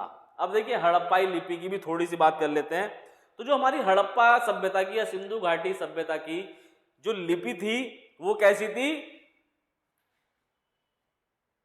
भावनात्मक लिपि थी, यानी भावों को प्रकट करने वाली चित्रात्मक लिपि कहिए आप एक तरीके से कि चित्रात्मक लिपि थी, यानी चित्रों की सहायता से अधिकतर चीजों को बयान किया गया है ना। जो भी बात कही जा रही है उसमें क्या है, चित्रों की सहायता से उस बात को, हमारी जो भी बात को कहना चाहते हैं, जो हमारे साक्ष्य मिले हैं वो प्रकट हो रहे हैं, उसमें मैक्सिमम क्या है, चित्रों की सहायता से वो चीज बताई जा रही है। तो हमारी जो लिपि थी वो कैसी थी, चित्रात्मक लिपि थी, जिसके साक्ष्य में सबसे पहले कब मिले, 3000 ईसा पूर्व के समय का मिलता है। ठीक, इस चरण की और क्या विशेष बात थी कि इसमें क्या था कि एक केंद्रीय इकाई होना और बढ़ते हुए नगरीय गुण, यानी जो हमारी सिंधु घाटी सभ्यता है, मैंने आपको बताया कि इसकी सबसे बड़ी विशेषता क्या थी कि एक नगरीय व्यवस्था है, ये एक नगरीय सभ्यता है, इसमें कई सारे शहर अब तक खोजे जा चुके हैं। दूसरा, इसमें क्या होता था, केंद्रीयकरण था, जैसे अभी हमारी सेंट्रल गवर्नमेंट है ना, उसके बाद अलग छोटे छोटे राज्य हैं, सारी की सारी जो भागडोर है यानी कंट्रोल जो है वो सेंटर करता है, बाकी पावर सब में डिस्ट्रीब्यूटेड है, लेकिन सेंटर में क्या है, केंद्रीकरण है। केंद्र में एक राजा बैठा है, एक प्रधानमंत्री बैठा है जो सब चीजों का, सब लोगों का ध्यान रखता है। ऐसे ही इसमें भी क्या था, एक केंद्रीय इकाई थी जो अलग अलग, ये जितने भी हमारे हड़प्पा, मोहनजोदड़ो, चुनोदड़ो, कालीबंगा, ये जब इलाके हैं, इनका क्या था, एक केंद्रीय इकाई हुआ करती थी इन सब में, जो इनको रन करती थी। ठीक, व्यापार क्षेत्र विकसित हो चुका था। सबसे मेन बात क्या है, हमने पढ़ा प्राग ऐतिहासिक काल में कि इंसान ने क्या क्या डेवलपमेंट कर लिए थे भाई, वो शिकार से पशुपालन पे आ गया था, पशुपालन से खेती पे आ गया था, खेती से एक जगह पे रहना सीख गया था, भंडारण सीख गया था। अब वो और क्या नई चीज सीख गया आद्य ऐतिहासिक काल में, वो उसका व्यापार करना भी सीख गया, यानी भाई एक वस्तु तुम लो, दूसरी वस्तु मुझे दो, या फिर मुद्रा दो, जिस भी तरीके से, यानी आदान प्रदान करना, व्यापार करना सिंधु घाटी सभ्यता की सबसे अहम बात है। यानी अब जो हमारा जीवन यापन का मेन वो है तरीका, वो क्या है, व्यापार है। तो व्यापार क्षेत्र विकसित हो चुका था और खेती तो खेती के भी साक्ष्य मिलते हैं और पशुपालन के भी साक्ष्य यहां से मिलते हैं। इस समय में क्या है, मटर, तिल, खजूर, रुई, गेहूं, चावल, इन सब की बहुत ज्यादा खेती की जाती थी। सबसे पहली खेती जो हड़प्पा सभ्यता के लोगों ने की वो किसकी की, वो उन्होंने की कपास की। मोस्ट इंपॉर्टेंट क्वेश्चन, सबसे पहली फसल, सबसे पहली जो फसल उगाई उन्होंने वो किसकी थी, कपास की। इसको ऐसे भी पूछ सकते हैं एग्जाम में कि सबसे पहले किस फसल के बारे में इनको जानकारी हुई, तो कपास के बारे में हुई। सबसे पहली फसल कौन सी उगाई, कपास की उगाई। ठीक, दूसरा क्वेश्चन क्या बनता है फसल से रिलेटेड कि सबसे ज्यादा कौन सी फसलें प्रचलित थी। सबसे ज्यादा कौन सी फसलें प्रचलित थी, गेहूं और जौ, ये दो सबसे ज्यादा प्रचलित फसलें थी। सबसे पहले किसकी फसल उगाई गई, कपास की फसल उगाई गई। ठीक, उसके बाद कोटदीजी नामक स्थान पर क्या मिलता है, परिपक्व हड़प्पाई सभ्यता के चरण के अवशेष मिलते हैं। यानी कोटदीजी जो है, ये कोटदीजी बहुत ही डेवलप इलाका है जहां जो हमें क्या प्रदर्शित करता है, परिपक्व हड़प्पा सभ्यता के चरण को प्रदर्शित करता है। ठीक, 2600 ईसा पूर्व तक सिंधु घाटी सभ्यता अपने परिपक्व अवस्था में प्रवेश कर चुकी थी। यानी जो हमने इसका काल माना है 2500 से लेके 1750 ईसा पूर्व तक, उसमें क्या है, ये अपने टॉप पे थी, यानी ये अपने डेवलपमेंट के सबसे टॉप लेवल पे थी। ठीक, परिपक्व हड़प्पा सभ्यता के आने तक प्रारंभिक हड़प्पाई सभ्यता बड़े बड़े नगरीय केंद्रों में परिवर्तित हो चुकी थी। ठीक, बहुत सारे नगर इसमें बन चुके थे बड़े बड़े। कौन कौन से? हड़प्पा, मोहनजोदड़ो, लोथल, कालीबंगा, ठीक है, कोटदीजी, ऐसे कई सारे शहर इसमें बन चुके थे। सिंधु घाटी सभ्यता के क्रमिक पतन का आरंभ 1800 ईसा पूर्व से 1700 ईसा पूर्व तक आते आते शुरू हो गया था। यानी 1800 से 1700 तक आते आते इसका क्या है? पतन प्रारंभ हो गया था। अब देखिए इसके पतन के बारे में भी कई सारे लोग अपनी मतलब लोग क्या, इतिहासकार जो हैं वो अपनी अलग अलग राय देते हैं। कुछ कहते हैं कि भाई इनके जो पतन का कारण है वो क्लाइमेट चेंज है, हमारा जो प्रकृति है इसमें बहुत सारे बदलाव आए, बारिश, बाढ़ और भी बहुत सारे बदलाव आए जिनकी वजह से इनका पतन हो गया। कुछ लोग कहते हैं कि नहीं भाई, सिंधु घाटी में जो बाढ़ आई थी उसकी वजह से इनका पतन हो गया। कुछ कहते हैं कि जो आर्य आ गए थे बाद में उन्होंने इनका पतन कर दिया, है ना। तो ये अलग अलग कई सारे हमारे तथ्य लोग देते हैं इतिहासकार। इसमें जो सबसे ऑथेंटिक है यानी जिसको सबसे सही माना गया है वो कौन सा है? कि सिंधु नदी में जो बाढ़ आई थी उसकी वजह से ये हमारी सभ्यता समाप्त हो गई थी। ठीक है, क्लियर है इतनी चीज? अब चलिए, अब मैं इसको आपको थोड़ी सी और डिटेल बतलाता हूं। सबसे पहला क्या है? नगरीय योजना और विन्यास, है ना। तो सबसे मेन चीज मैंने आपको बताई हड़प्पा सभ्यता की क्या थी? अपनी नगरीय योजना प्रणाली थी, और किसी भी इसके समकालीन सभ्यता में नगरीय योजनाएं नहीं थी। ठीक है, इसमें क्या होता था? इसमें नगरों में अपने दुर्ग होते थे बड़े बड़े, जो नगर से कुछ दूरी पर स्थित होते थे, है ना। नगर दो पार्ट्स में होता था, एक थोड़ा ऊंचाई पर और एक थोड़ा नीचे। तो जो ऊंचाई पर होता था वहां पर क्या होता था? बड़े बड़े दुर्ग बने होते थे। किसके? पक्की ईंटों के। ये भी बहुत इंपॉर्टेंट पॉइंट है कि इसमें क्या है, जो दुर्ग हैं, जो मकान बने हुए हैं वो पक्की ईंटों के बने हुए हैं, जबकि और जो इसके समकालीन सभ्यता हम देखते हैं उनमें पक्की ईंटों का इस्तेमाल नहीं मिलता है, उनमें मिट्टी की जो कच्ची वाली ईंटें होती हैं उन्हीं का इस्तेमाल मिलता है। यानी सिंधु घाटी सभ्यता के लोग इतने ज्यादा डेवलप हो गए थे कि उन्होंने पक्की जली हुई ईंटें बनाना प्रारंभ कर दिया था। ठीक, तो मैं आपको बता रहा था कि हमारा जो नगर है सारे के सारे वो दो पार्ट्स में डिवाइड है, एक थोड़ा ऊंचाई पर और एक थोड़ा नीचाई पर। तो जो ऊंचाई पर है वहां पर क्या होता था? बड़े बड़े दुर्ग होते थे, और जो नीचाई पर रहते थे वहां पर क्या? छोटे छोटे मकान होते थे। तो आप जानते हो भाई, बड़े दुर्ग या बड़े मकान कौन बनाएगा? जो अमीर होगा। जो थोड़ा सा मध्यम वर्गीय होगा, गरीब होगा, वो क्या बनाएगा? वो छोटे मकान बनाएगा। तो ये जो दुर्ग होते थे बड़े बड़े, इनमें कौन रहता था? इनमें हमारा जो उच्च वर्ग है, यहां पर उच्च वर्ग से मतलब है पैसे से, यानी जिसपे पैसे ज्यादा होते थे, जो अमीर वर्ग था वो इन दुर्ग में रहता था, और जो मध्यम वर्गीय लोग थे वो कहां रहते थे? वो थोड़ी नीचाई पर जो मकान बने हुए हैं उनमें रहते थे। दुर्ग सामान्यतः ईंटों से निर्मित होते थे, जिनमें क्या है हमारा? दुर्ग में तो हमारे जो कौन रहते थे? उच्च वर्ग के लोग रहते थे, लेकिन जो नीचाई पर घर बने होते थे वो किस, उसमें कौन रहता था? नीचे मध्यम वर्गीय लोग रहते थे। तो क्लियर हो गई दो चीजें इसके बारे में, कि ऊंचाई पर क्या रहते थे? दुर्ग, जिसमें उच्च वर्ग के लोग रहते थे, और नीचाई पर सामान्य घर रहते थे जिनमें मध्यम वर्गीय और सामान्य लोग रहते थे। ये दोनों ही चीजें किसकी बनी होती थी? ये दोनों ही चीजें पक्की ईंटों की बनी होती थी। इस क्वेश्चन को भी कई एग्जाम्स में घुमा घुमा के पूछा गया है कि सिंधु घाटी के सभ्यता पक्की ईंटों से परिचित थे कि नहीं थे, या सिंधु घाटी सभ्यता के जो लोग थे उनके घर कैसे बने होते थे, कच्चे या पक्के, है ना।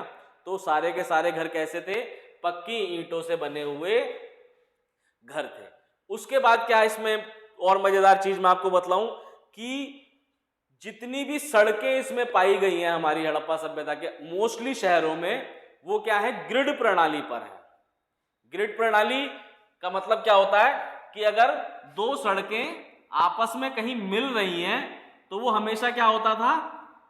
समकोण बनाती हुई मिलती थी, यानी 90 डिग्री के एंगल पे दो सड़कें आपस में मिलती थी। ऐसा नहीं कि एक सड़क ऐसे आ रही है और उसको दूसरी सड़क यूं आ गई या इस तरह से मोड़ दिया, कैसे भी उबड़ खाबड़, नहीं।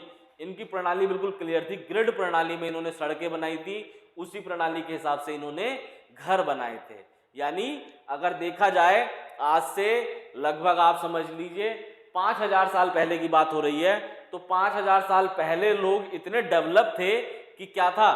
पक्के घर बना रहे थे, सड़कें भी एकदम सुव्यवस्थित बना रहे थे। उसके बाद उनका जो जल निकासी का, यानी आप समझिए कि जो किचन में इस और घर के अंदर स्नानागार, चबूतरा, कुआं, ये सब कुछ था। उसके बाद क्या हुआ, हल्के हल्के फिर से ये, जब इस सभ्यता का अंत हुआ, फिर ग्रामीण हो गए और नीचे चले गए, फिर वहां से शुरुआत करी, है ना।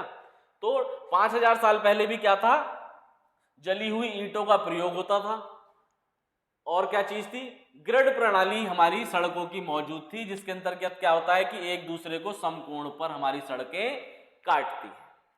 ठीक। अन्न भंडारण जो है, इसके साक्ष्य बहुत ज्यादा मिलते हैं। मैंने आपको बताया था अभी कि हड़प्पा में भी, मोहनजोदाड़ो में भी क्या मिले हैं, अन्नागार मिले हैं बड़े बड़े, यानी जिनमें क्या होता था, अन्न का भंडारण किया जाता था। तो यहाँ पर किसी भी आपदा से जूझने के लिए क्या है, अन्न का भंडारण, यानी स्टॉक भी रखा जा रहा है कि कोई भी दिक्कत आ जाए तो अन्न यहाँ से लिया जा सके। ठीक। चलिए, हड़प्पा सभ्यता में क्या था, जल निकासी प्रणाली जो है बहुत ही प्रभावी थी। मैंने आपको बताया कि वहां पर जो जल निकासी प्रणाली है, यानी नालियां जो हैं, नालियां, और जो किचन से जो भी वेस्ट जा रहा है उसके लिए नालियां, अंडरग्राउंड नालियां, ढकी हुई नालियां। ठीक। तो जल निकासी की जो इनकी प्रणाली थी वो बहुत ज्यादा उन्नत थी, बहुत ज्यादा डेवलप्ड थी। ठीक। पानी की व्यवस्था एकदम भरपूर मात्रा में थी। चलिए, हर छोटे बड़े घर के अंदर स्वयं का स्नानागार होता था और आंगन भी होता था। ठीक। कालीबंगा में कुछ ऐसे घर हैं जिनमें क्या है, कुएं नहीं पाए गए हैं, अन्यथा घरों में अपने कुएं भी होते थे, स्नानागार भी होते थे, चबूतरा भी होता था, किचन भी होता था। उन किचन में क्या है, नालियां भी होती थी और उन किचन में पानी की व्यवस्था भी होती थी। ठीक। दूसरा क्या है इसमें इंपॉर्टेंट, इसकी नगरीय व्यवस्था की और क्या खासियत थी कि इसमें जितने भी गेट थे, यानी जो भी घर थे उनके गेट सड़क की तरफ थे और सारे गेट अंदर की तरफ खुलते थे, कोई भी गेट बाहर की तरफ नहीं खुलता था। यानी देखिए आप कि डेवलपमेंट कितना हो चुका था कि ये लोग ये जानते थे कि बाहर की तरफ गेट खोलेंगे तो क्या होगा, एक्सीडेंट हो सकता है, सड़क ब्लॉक हो सकती है। आजकल लोग इस बात का ध्यान नहीं रखते, लेकिन ये लोग इस बात का भी ध्यान रखते थे कि अगर सड़क पे घर है तो गेट क्या होंगे, सड़क की तरफ नहीं खुलेंगे, अंदर की तरफ खुलेंगे। ये क्वेश्चन भी एग्जाम में पूछा गया है कि उनमें जो सड़क पर घर होते थे उनके गेट बाहर की तरफ खुलते थे कि अंदर की तरफ, तो अंदर की तरफ इसमें खुलते थे। चलिए आगे देखते हैं, इसमें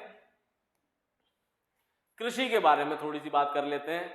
कोई भी टॉपिक हम छोड़ेंगे नहीं, हर चीज के बारे में मैं आपको बारीक से बारीक जानकारी दूंगा, जिससे आपको क्या हो, एग्जाम में क्वेश्चन पढ़ के ऐसा ना लगे अरे यार ये कहां से पूछ लिया, ये तो कभी सुना ही नहीं था। तो चलिए कृषि देखते हैं क्या है। हड़प्पा में हमारे क्या है, आपने देखा होगा हर एक स्थल के बारे में जब मैंने आपको बतलाया तो वहां पर क्या था, आपने देखा होगा कि हर एक स्थल मोस्टली एक नदी के किनारे बसा हुआ है ना।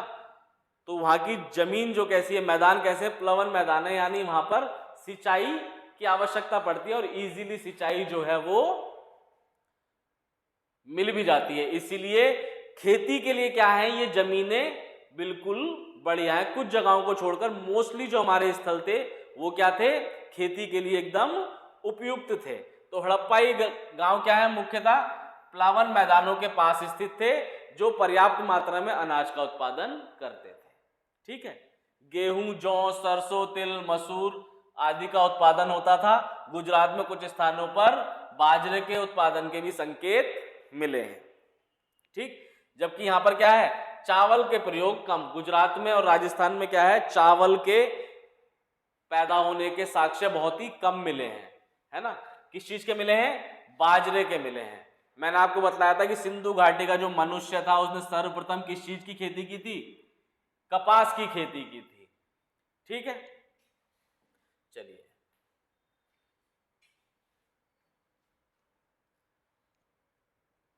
मोहरों और टेराकोटा। टेराकोटा क्या होता है, जो मिट्टी को जलाकर कोई भी चीज बनाई जाती है उसको टेराकोटा बोलते हैं। यानी जैसे मान लीजिए ईंट बनाई गई मिट्टी जला के, तो वो टेरा मूर्ति बनाई गई मिट्टी की, फिर उसको जला के पका के पक्का कर दिया गया, तो उसको क्या बोलते हैं, टेराकोटा बोलते हैं। तो मोहरों पर और टेराकोटा की मूर्तियों पर क्या मिले हैं, सांड के चित्र मिले हैं और बैलों से जुते हुए खेत के साक्ष्य भी मिले हैं, यानी उस टाइम जो खेती होती थी उसमें प्रॉपर वो हल वल बैलों का यूज ये सब कुछ जानते थे। हड़प्पा सभ्यता के अधिकतम स्थान अर्ध शुष्क क्षेत्रों में मिले हैं जहां खेती के लिए सिंचाई की आवश्यकता होती थी, है ना। क्या है, नदी है, लेकिन क्षेत्र कैसा है, हम आप जानते हो कि हमारा जो ये पाकिस्तान का और उत्तरी भारत का क्षेत्र है, ये कैसा क्षेत्र है, यहाँ पर बारिश बहुत ज्यादा तो होती नहीं है, तो ये अर्ध शुष्क क्षेत्र है, यानी कभी बारिश का मौसम आता है कभी बारिश का मौसम नहीं रहता। तो इसीलिए वहां पर क्या है, वहां पर सिंचाई की आवश्यकता होती थी और सिंचाई के लिए हमारे पास पर्याप्त नदियां मौजूद थी, इसीलिए खेती भरपूर मात्रा में होती थी।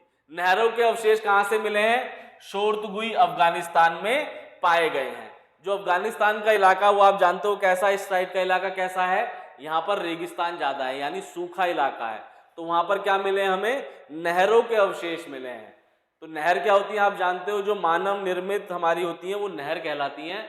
तो जहां पर नदियां नहीं थी वहां इन्होंने नहरें भी बनाई उस इलाके में पानी की आपूर्ति के लिए। तो कहां से मिले हैं, शोरतगुई अफगानिस्तान से क्या मिले हैं, नहरों के अवशेष मिले हैं। हड़प्पाई जो लोग थे कृषि के साथ साथ बड़े पैमाने पर पशुपालन भी करते थे, यानी आद्य ऐतिहासिक काल में आते आते मनुष्य अब पशुपालन भी कर रहा है, कृषि भी कर रहा है और व्यापार भी कर रहा है। शिकार नहीं कर रहा, शिकार कोई अपनी शौक के लिए करता हो तो बात अलग है, लेकिन अब यहां पर शिकार की आवश्यकता लगभग खत्म हो चुकी है। चलिए, मैंने आपको बताया घोड़े के साक्ष्य जो मिले हैं वो कहां से मिले हैं, लोथल से हमारे घोड़े के साक्ष्य मिले हैं।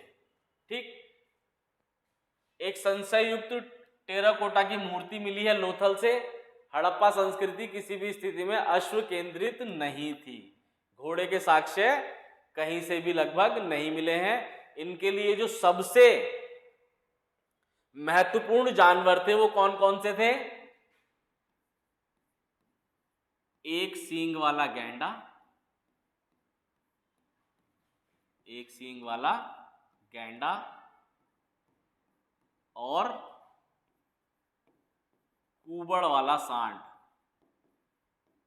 कुबड़ वाला सांड, ये दोनों के दोनों क्या थे, इनके बहुत ही पवित्र जानवर थे, इनको ये लोग बहुत ज्यादा मानते थे। अब बात करते देखिए अर्थव्यवस्था की। अर्थव्यवस्था कैसी है कि अनगिनत संख्या में क्या मिली, वहां से मोहरें मिली हैं, एक समान लिपि, वजन और मापन की विधियां मिली हैं, जिससे क्या पता चलता है, व्यापार के महत्व के बारे में पता चलता है। इन्हीं सब चीजों से हमें क्या पता चला कि उस टाइम के लोग व्यापार बहुत ज्यादा करते थे। क्या क्या चीजें मिली हैं, बहुत सारी मोहरें मिली हैं, एक समान वजन के और मापन की विधियां मिली हैं, लिपि मिली है, जिससे क्या पता चलता है कि उस समय के लोग क्या करते थे, नाप तोल करके क्या कर सकते हो भाई, सामान खरीदिए बेच ही सकते हो, है ना। तो उस समय के लोग व्यापार के बारे में बहुत ज्यादा महत्व देते थे। व्यापार के महत्व के बारे में उस समय पता चलता है। किस किस चीज का व्यापार करते थे, पत्थर का, धातुओं का, सीप का, शंख का, इन सब चीजों का व्यापार वो करते थे। धातु मुद्रा का प्रयोग नहीं होता था। व्यापार की वस्तुएं विनिमय प्रणाली, वस्तु विनिमय प्रणाली मौजूद थी। वस्तु विनिमय प्रणाली क्या होती है कि मान लीजिए आपके पास एक सेब है, सामने वाले के पास एक केला है, आपको केला चाहिए, उसको सेब चाहिए, तो उसको सेब दे दो, उससे केला ले लो, है ना। वस्तु के बदले वस्तु दी जाती थी। मुद्रा उस समय नहीं चलती थी, यानी मुद्रा का हमें अब तक कोई भी ऐसा अवशेष नहीं मिला जिससे पता चले कि उस समय मुद्रा चलती थी। कौन सी प्रणाली थी, वस्तु विनिमय प्रणाली, यानी सामान के बदले सामान लिया और दिया जाता था। नौवहन प्रणाली, कुशल नौवहन प्रणाली थी।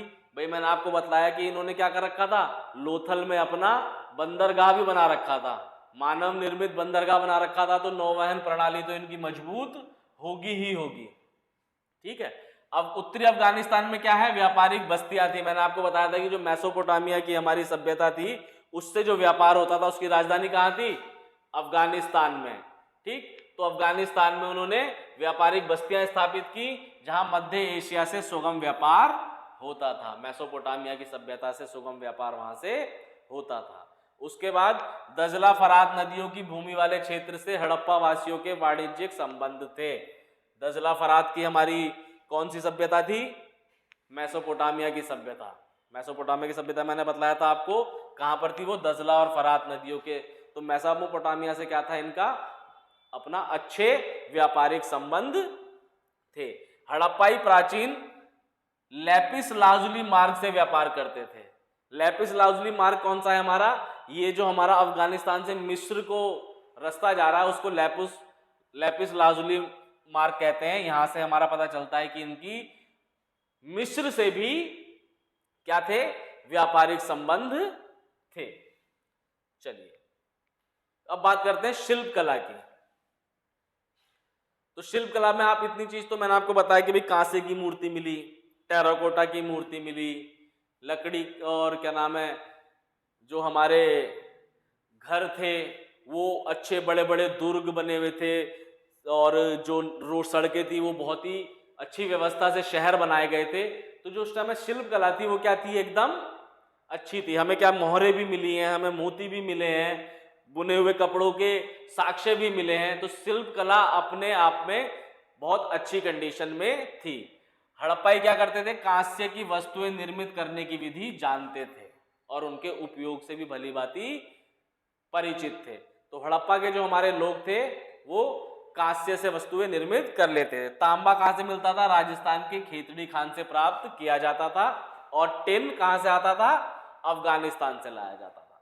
तो टिन अफगानिस्तान से और तांबा राजस्थान से लेकर ये क्या करते थे? उसको मिलाकर कांसे में कन्वर्ट करते थे और उससे क्या करते थे? चीजें बनाते थे, वस्तुएं बनाते थे, मूर्तियां बनाते थे। बुनाई उद्योग का भी प्रयोग किए जाने वाले ठप्पे बहुत सारे मिले हैं। मैंने बताया ना आपको कि बहुत सारी मोहरें मिली हैं और बुने हुए कपड़ों के अवशेष भी कई जगहों से मिले हैं। तो बुनाई उद्योग में भी क्या था? अच्छी इनकी पकड़ थी। बड़ी बड़ी ईंटें, बड़ी बड़ी इमारतें मिली हैं ईंटों से बनी हुई। तो क्या है? राजगिरी भी उस समय क्या थी? बहुत उन्नत स्थिति में थी और जो राजमिस्त्री वर्ग था उसके अस्तित्व का पता चलता है। यानी उस समय राजमिस्त्री वर्ग मौजूद था। देखिए वर्ग से मुझे ध्यान आया कि जो ये हमारी हड़प्पा सभ्यता है, सिंधु सभ्यता है, ये हमारी वर्ण व्यवस्था में नहीं थी, ये वर्ग व्यवस्था में थी। इसमें वर्ण नहीं था, वर्ग था। कौन कौन से? इसको 4 वर्गों में थे ये। कौन से? व्यापारी, दूसरा सैनिक, तीसरा फिर ये शिल्पकार और जो होते हैं राजमिस्त्री, और फिर जो साफ सफाई का काम करने वाले लोग हो गए वो। तो ये 4 वर्गों में विभाजित था। ठीक है। हड़प्पाई नाव बनाने में भी माहिर थे। भाई जब बंदरगाह बनाया है तो नाव भी उन्होंने ऑब्वियसली बनाई होगी। मनका बनाने की विधि से, मोती बनाने की विधि से बहुत अच्छे से परिचित थे, क्योंकि मनका बनाने के कारखाने भी मिले हैं। मोहरे बनाने की विधि से भली भारी परिचित थे, क्योंकि बहुत सारी हमें मोहरे भी मिली हैं। टेराकोटा की मूर्तियां हड़प्पा सभ्यता की महत्वपूर्ण शिल्प विशेषता है। टेराकोटा की हमें बहुत सारी क्या है? मूर्तियां उस टाइम की मिली हैं। जौहरी वर्ग जो है सोने, चांदी और कीमती पत्थरों के आभूषणों से परिचित था। तो देखिए यहाँ पे ध्यान देने वाली बात क्या है? जो हमारे हड़प्पा सभ्यता के लोग हैं वो टिन से भी परिचित हैं, तांबे से भी, कांसे से भी, ठीक है, सोने से भी, चांदी से भी। वो किस धातु से परिचित नहीं है? लोहे से। लोहे से परिचित नहीं है। ये क्वेश्चन भी एग्जाम में कई बार पूछा गया है कि सिंधु घाटी सभ्यता के लोग किस धातु से परिचित नहीं थे? तो वे लोहे से परिचित नहीं थे। चलिए आगे देखते हैं। मिट्टी के बर्तन बनाने की विधि, इसमें तो ये क्या है? पूर्णतः प्रचलन में थी और इसमें इनकी बहुत ही महारत भी हासिल थी। क्या? ये विशेष बर्तन बनाने की विधियां थी अपने स्वयं के, और इन बर्तनों को ये कैसा बनाते थे? चमकदार बर्तनों का निर्माण करते थे। ऐसा नहीं कि उल्टे सीधे मिट्टी के बर्तन बना लिए। मिट्टी के बर्तन बना के उनमें कलर वलर करके बहुत ही आकर्षक और बहुत ही बढ़िया बर्तन ये बनाया करते थे। चलिए अब देखते हैं कुछ संस्थाएं क्या है, सिंधु घाटी से बहुत कम मात्रा में लिखित साक्ष्य मिले हैं। लिखित साक्ष्य क्या है हमारे? बहुत ही कम मात्रा में मिले हैं, जिन्हें अभी तक भी पढ़ा नहीं जा चुका, इसीलिए इनको किस में रखा गया, आद्य ऐतिहासिक काल में रखा गया। एक परिणाम के अनुसार सिंधु घाटी सभ्यता में राज्य और संस्थाओं की प्रकृति समझना काफी कठिनाई का कार्य है। तो जो हमारे राज्य थी और जो संस्थाएं थी वो आपस में कैसे बैलेंस बनाती थी, उनके क्या क्या नियम थे, इन सब बारे में नहीं पता चल पाया। क्यों? क्योंकि उनकी लिपि हम पढ़ ही नहीं पा रहे। भाई उनके जो भी नियम होंगे, जो भी चीजें हम समझ सकते थे, वो कैसे समझ सकते थे, लिपि से समझ सकते थे, लेकिन लिपि हमारी समझ में ही नहीं आ रही, इसीलिए अब तक उनको समझा नहीं जा चुका है। दूसरी बात इसमें क्या इंपॉर्टेंट है कि हमें वहां पर कहीं पर भी मंदिर के साक्ष्य नहीं मिलते। सिंधु घाटी सभ्यता के लोग पूजा करते थे, भगवान में भी मानते थे, मैं भी आगे आपको उसमें बतलाऊंगा किस चीज में मानते थे वो, लेकिन उस समय क्या था, मंदिर के अवशेष नहीं मिलते हैं, यानी पूजा करने के लिए कोई ऐसा स्थान नहीं था जहां पर जिसको मंदिर कहा जा सके। सब लोग करते होंगे तो अपने घरों में या जिस भी तरीके से करते थे, मंदिर के अवशेष नहीं मिले। इससे ये चीज भी होती है कि उस समय पे जो ये पुजारियों वाली जो कैटेगरी है ये उस समय पर नहीं होती थी। ठीक, तो पुजारियों का जो प्रभुत्व है वो उसके विद्यमानता को नकारा जा सकता है इजीली। क्यों? क्योंकि उस समय मंदिर नहीं मिले। ये किसके अंडर में, या हड़प्पा सभ्यता किसके द्वारा शासित थी, व्यापारी वर्ग के द्वारा। जो व्यापारी वर्ग था उसके द्वारा हड़प्पा सभ्यता शासित थी। हड़प्पा सभ्यता अनुमानतः व्यापारी वर्ग द्वारा शासित थी। क्यों? क्योंकि देखिए इस टाइम पर ना तो किसी युद्ध के प्रमाण मिलते, ठीक, ना ही कई हथियारों के प्रमाण मिलते कि बहुत ज्यादा हथियार होते। भाई मान लीजिए अगर ये क्षत्रियों के कंट्रोल में होती, मतलब राजा वाजा हुआ करते, तो क्या होता, आपस में युद्ध होते, है ना। तो जो चित्रकारियां मिली हैं उनमें भी कुछ युद्ध के संकेत मिलते, कुछ हथियारों के संकेत मिलते, खुदाई में भी कुछ ना कुछ मिलते संकेत।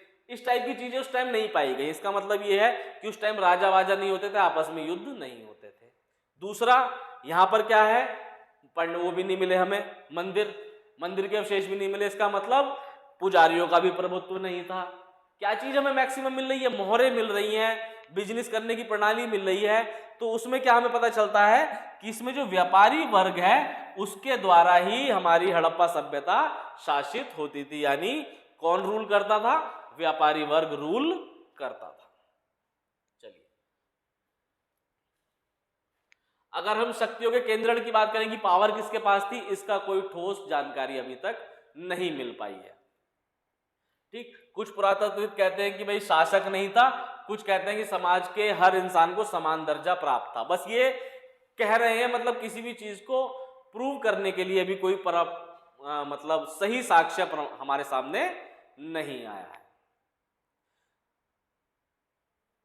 कुछ कहते हैं कि भाई शासक मौजूद थे जो विभिन्न हड़प्पाई शहरों में शासन करते थे, कुछ कहते हैं शासक नहीं थे, सब लोग समान थे।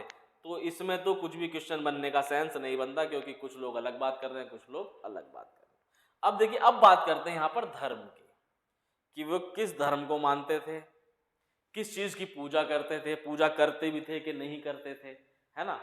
तो सबसे पहले अगर हम बात करें तो जो हमारा सिंधु घाटी सभ्यता का धर्म है, या जो उनको जिस चीज में उनको सबसे ज्यादा बिलीव था, तो हमारी जो सिंधु घाटी सभ्यता थी वो क्या थी, मात्र सत्तात्मक थी। सिंधु घाटी सभ्यता क्या थी, मात्र सत्तात्मक थी। मात्र शक्ति में उनका बहुत ज्यादा बिलीव था। जैसे अभी हमारी कैसी सत्तात्मकता है, पितृ सत्तात्मक है हम लोग, यानी हमारा जो नाम है वो पिता के नाम से चलता है ना। उस समय क्या था, मात्र सत्तात्मक थी, माता के नाम की ज्यादा वैल्यू थी। ये भी क्वेश्चन बहुत इंपॉर्टेंट है कि सिंधु घाटी सभ्यता कैसी थी, मात्र सत्तात्मक थी। ठीक है, अब देखिए क्या क्या चीज मिली जिनसे हम इस चीज का पता लगाएंगे कि भाई उस समय कौन सा धर्म फॉलो हो रहा था, किस किस चीज की पूजा हो रही थी। तो टेराकोटा की लघु मूर्तियों पर एक महिला का चित्र पाया गया है। ठीक, इसमें क्या है, महिला के गर्भ से उगते हुए पौधे को दर्शाया गया है। महिला के गर्भ से क्या है, एक उगते हुए पौधे को दर्शाया गया है, जिससे क्या पता चलता है कि पृथ्वी को वो उर्वरता की देवी मानकर उसकी पूजा करते थे। यानी पृथ्वी की पूजा वो कैसे करते थे कि ये उर्वरकता की देवी है, इसी से ही सब चीजें हमको प्राप्त हो रही हैं। तो पृथ्वी को उर्वरकता की देवी मानकर उसकी पूजा करते थे। तो इससे पता चला कि वो किसकी पूजा करते थे? पृथ्वी की पूजा करते थे। जिस प्रकार जो हमारे मिस्र सभ्यता थी वो क्या मानती थी कि उनको जो कुछ भी मिला है, जो कुछ भी पैदा हुआ है इस दुनिया में है, वो कहां से आया है? नील नदी से आया है ना। चलिए, पुरुष देवता के रूप में मोहरों पर 3 श्रृंगी चित्र पाए गए हैं, जिसमें एक योगी मुद्रा में बैठे हुए हैं। मैंने आपको फोटो दिखाया था कि 3 श्रृंगी एक चित्र मिला है, जिसमें क्या है? एक योगी बैठे हुए हैं और उसके आसपास में क्या है? कुछ जानवरों के फोटो भी हैं। जैसे क्या क्या है? एक हाथी है, बाघ है, एक सींग वाला गैंडा है, कुबड़ वाला बैल है, कुछ हिरन भी हैं। तो इसीलिए उनको क्या कहा गया? पशुपतिनाथ की संज्ञा दी गई। देवता के एक तरफ क्या है? हाथी है, एक तरफ बैल बाघ है, एक तरफ गैंडा है, उनके सिंहासन के पीछे क्या है? भैंसा है, नीचे की तरफ क्या है? 2 हिरन है। ठीक है, इसीलिए उन्हें क्या कहा गया है? पशुपतिनाथ महादेव की संज्ञा उनको दी गई है। अनेक पत्थरों पर क्या मिला है? लिंग और स्त्री जनन अंगों के चित्र भी पाए गए हैं, यानी वो लिंग की और स्त्री जनन जो अंग हैं उनकी भी पूजा किया करते थे। सिंधु घाटी सभ्यता के लोग वृक्षों तथा पशुओं की पूजा किया करते थे। सिंधु घाटी सभ्यता में सबसे महत्वपूर्ण जो पशु है मैंने आपको बतलाया कौन सा है? एक सींग वाला गैंडा और कुबड़ वाला बैल। ये दोनों क्या है? कुबड़ वाला सांड, ये दोनों क्या है? सबसे महत्वपूर्ण पशु हैं। अत्यधिक मात्रा में ताबीज भी प्राप्त हुए हैं, यानी ताबीज उस टाइम पे पहनाए जाते थे। तो अब इससे ये भी आइडिया लगाया जा सकता है कि भाई वो लोग टोना टोटका में बिलीव करते थे। ठीक, ये क्वेश्चन भी एग्जाम में आया है कि क्या हड़प्पा सभ्यता के लोग टोना टोटका में बिलीव करते थे? हाँ, करते थे। कैसे पता चला? क्योंकि हमें बहुत सारे ताबीज भी वहां से प्राप्त हुए हैं। ठीक, अब सिंधु घाटी का पतन, सिंधु घाटी के पतन के बारे में मैंने आपको बताया कि इसमें कई सारे विचार हैं। कुछ लोग मानते हैं प्राकृतिक आपदाएं, कुछ लोग मानते हैं बाढ़, कुछ लोग मानते हैं आर्यों का हमला, जिसमें सबसे ज्यादा ऑथेंटिक क्या है कि बाढ़ को ही सबसे ज्यादा ऑथेंटिक हमने माना है, सबसे ज्यादा सही माना है। क्यों? क्योंकि अगर किसी ने हमला किया होता तो उसके हमले के साक्ष्य मिलते, है ना, कुछ युद्ध के बने हुए चित्र मिलते, कुछ ना कुछ ऐसा साक्ष्य मिलता कि वहां पर युद्ध हुआ था, लेकिन वहां ऐसा कोई साक्ष्य नहीं मिला। तो इसीलिए सिंधु घाटी, सिंधु नदी में आने वाली बाढ़ को ही क्या माना गया है? सबसे ज्यादा सही रीजन माना गया है। किसका? सिंधु घाटी सभ्यता के पतन का। तो मेरे ख्याल से बच्चों आपको ये लेक्चर बिल्कुल अच्छे से समझ में आ गया होगा। सिंधु घाटी सभ्यता की सारी डिटेल मैंने पॉइंट टू पॉइंट आपको बहुत एक एक चीज बहुत अच्छे से बतलाई इसमें, और मुझे लगता है कि आपको ये मेरा पढ़ाया हुआ ये बिल्कुल अच्छे से समझ में आ गया होगा। फिर भी अगर आपको 1% या 2% कोई डाउट रह जाता है, कोई चीज आपको लगती है समझ में नहीं आई, तो आप मुझे डायरेक्ट कमेंट बॉक्स में बता सकते हैं। मैं 1 बाय 1 उन सबके आपको आंसर या क्लियरिटी कर दूंगा, जो भी आपको अगर डाउट आया है। और मेरा पढ़ाया हुआ आपको अच्छा लग रहा है तो प्लीज बच्चों ज्यादा से ज्यादा अपने दोस्तों के साथ इसको शेयर कीजिए और ज्यादा से ज्यादा लाइक और कमेंट कीजिए। धन्यवाद।